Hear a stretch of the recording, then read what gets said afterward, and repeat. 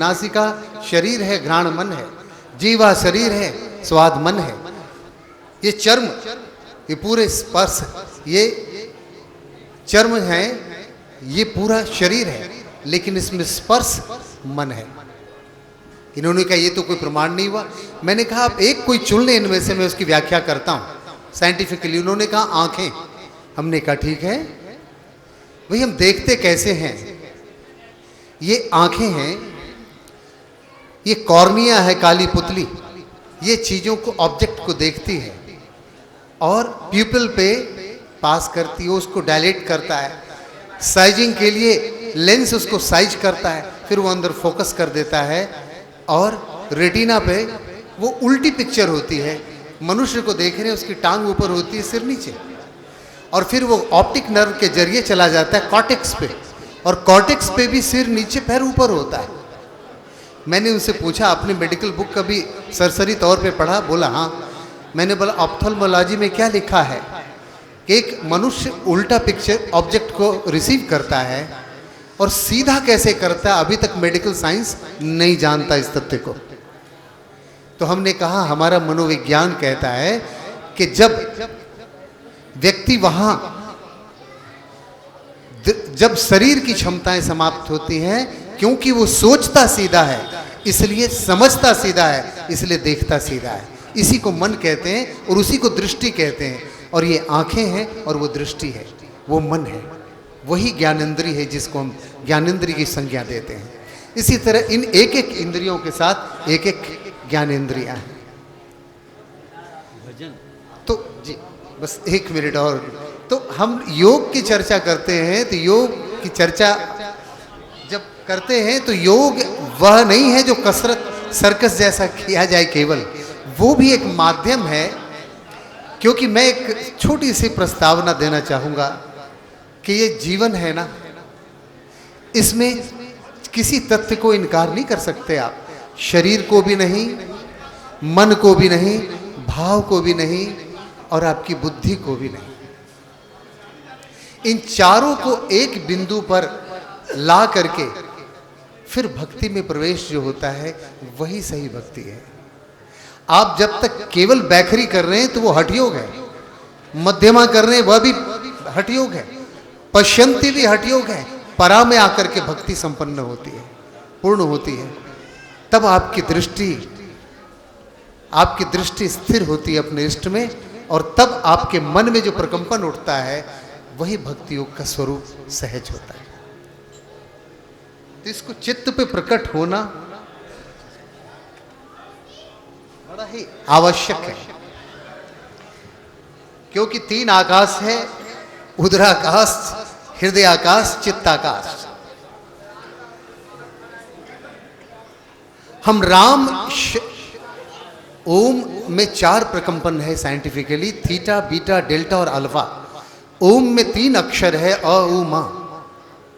नाभि से नीचे हमारे मूलाधार जहां है, लेफ्ट राइट पेरेनियल जघनस्थियों में, उसके मध्य में है मूलाधार चक्र।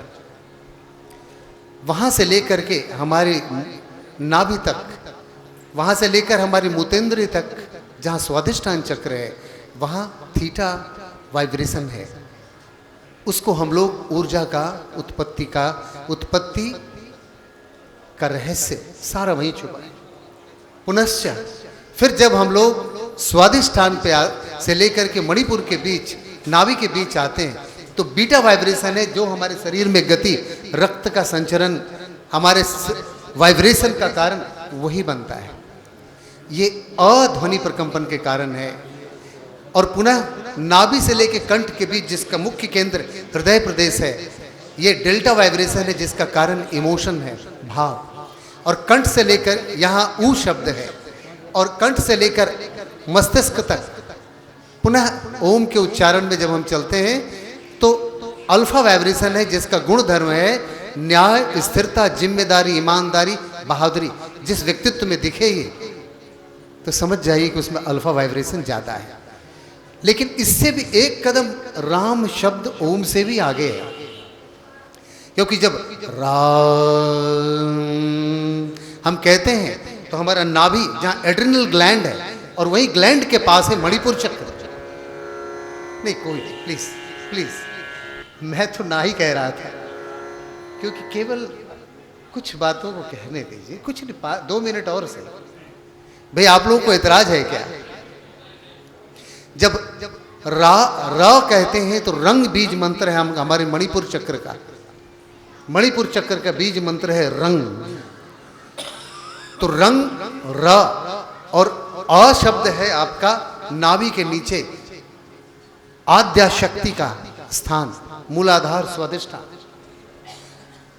तो जब रंग हम बीज मंत्र को रा में रा लगाते हैं तो आद्या शक्ति को जागृत करने के लिए ऊपर से पहले वो नीचे जाता है प्रकंपन, और पुनः जब मूलाधार पर चोट पड़ती है, आद्या शक्ति का उसको पूरा समर्थन प्राप्त होता है, तब वह फिर ऊपर की ओर भागता है और हमारे सुषुम्ना नाड़ी से प्रवाहित होता हुआ मस्तिष्क के श्रेष्ठ भाग में, ये शिव चक्र है, ब्रह्मा चक्र है, विष्णु चक्र है, सबसे ऊपर यहां भागता है सुषुम्ना नाड़ी के जरिए, और फिर मां अल्फा वाइब्रेशन को पैदा करता है और पूरे मस्तिष्क में छा जाता है और हमारे व्यक्तित्व को पूरी तरह प्रभावित करके अपने में, हमारे व्यक्तित्व को सुन करके राम पूरी तरह व्यक्तित्व का में छा जाता है, राम रह जाता है और हम खो जाते हैं। इतना शक्तिशाली मंत्र है ये राम। तो हम लोग भगवान राम के लिए राम भजो राम तजो, राम भजो राम तजो, राम भजो राम तजो, राम भजो राम तजो। राम ही जीवन सार सिखाए, राम ही जीवन सार सिखाए, राम ही बेड़ा पार लगाए, राम भजो राम तजो, राम भजो राम तजो।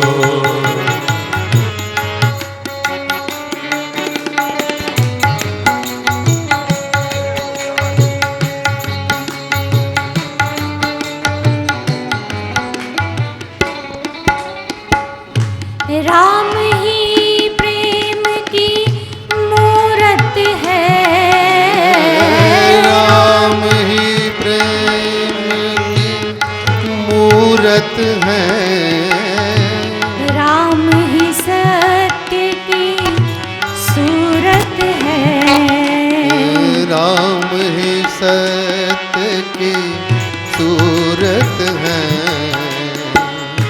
राम ही योग की सीमा है, राम ही योग की सीमा है, राम ही राम की महिमा है, राम ही राम की महिमा है, राम ही योग की राम सीमा सारथी, राम ही आदि अंत है, राम भजो राम तजो, राम भजो राम तजो, राम भजो राम तजो, राम भजो राम तजो, राम भजो राम तजो, राम सभी लोग राम भजो राम तजो, राम भजो राम तजो, राम भजो राम तजो, राम भजो राम तजो। राम भजो राम तजो, राम भजो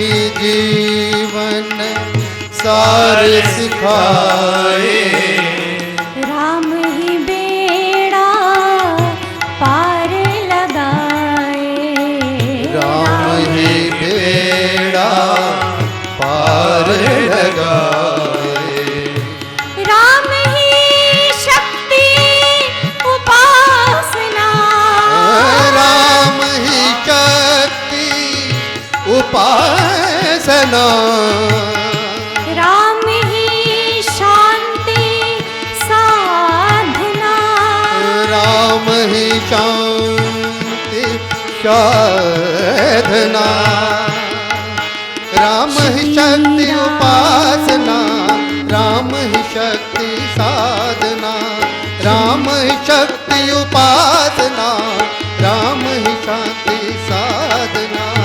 श्री राम जय राम, श्री राम जय राम, श्री कार्य प्रेरणा, राम ही जप और धारणा, राम भजो राम तजो, राम भजो राम तजो, राम भजो राम तजो, राम भजो राम तजो, राम भजो राम तजो, राम भजो राम तजो, राम भजो राम तजो, राम भजो राम तजो।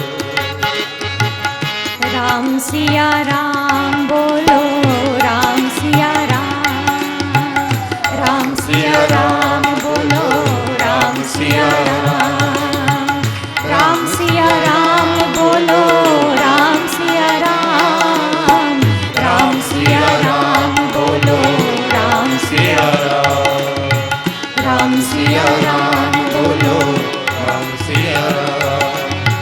जय रघुनंदन जय सिया राम, जय रघुनंदन जय सिया राम, जय रघुनंदन जय सिया राम, जय रघुनंदन जय सिया राम, जानकी वल्लभ राजा राम, जानकी वल्लभ राजा राम, राम सिया राम बोलो, राम सिया राम, राम सिया राम बोलो, राम सिया राम, दशरथ नंदन राजा राम, दशरथ नंदन राजा राम, राम सिया राम बोलो, राम सिया राम, राम सिया राम बोलो, राम सिया राम, राम सिया राम बोलो, राम सिया राम, राम सिया राम बोलो, राम सिया राम, राम सिया राम बोलो, राम सिया राम, राम सिया राम बोलो, राम सिया राम, राम सिया राम,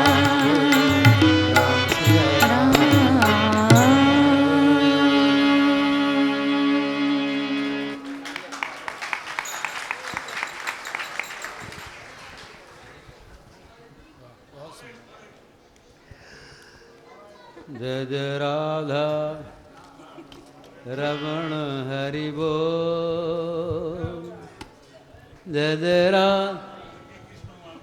अच्छे करो जी, ठीक। हम सोचे फिल्म